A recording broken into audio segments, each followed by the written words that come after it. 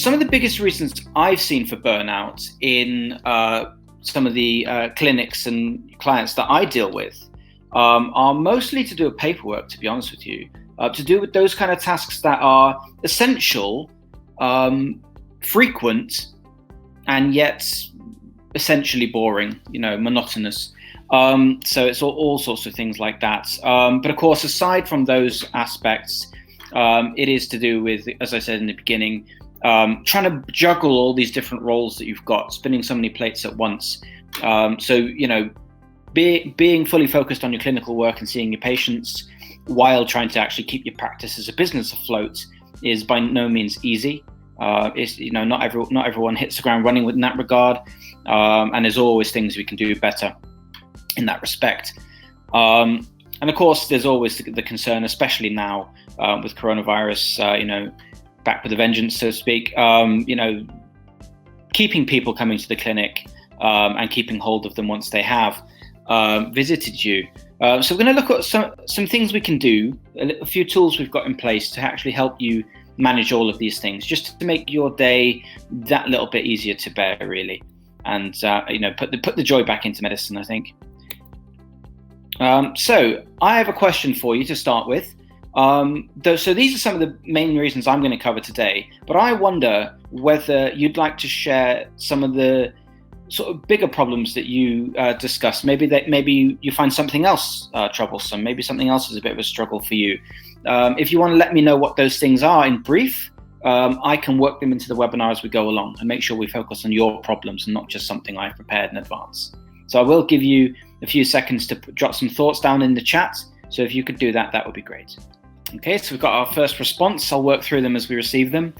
So Gina says that the biggest problem is sending out invoices. And so, Gina, a quick question for you. In terms of when you're billing your patients, does that tend to be after the appointment, sort of following them up and trying to get them to pay for what they've received?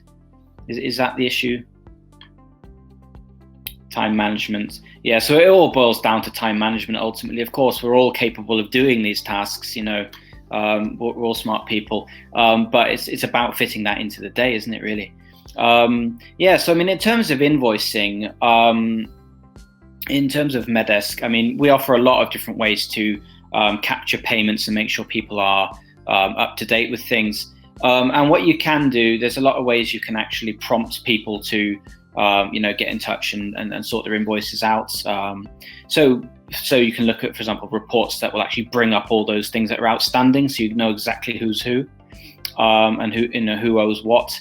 And you can actually then just message them straight away with a templated email and an invoice attached to it from there. So there are a lot of ways we can help in that regard, and make sure that people, you're sorting your age receivables out, and you're also making sure that that patients are aware, and you don't spend too much time in doing that.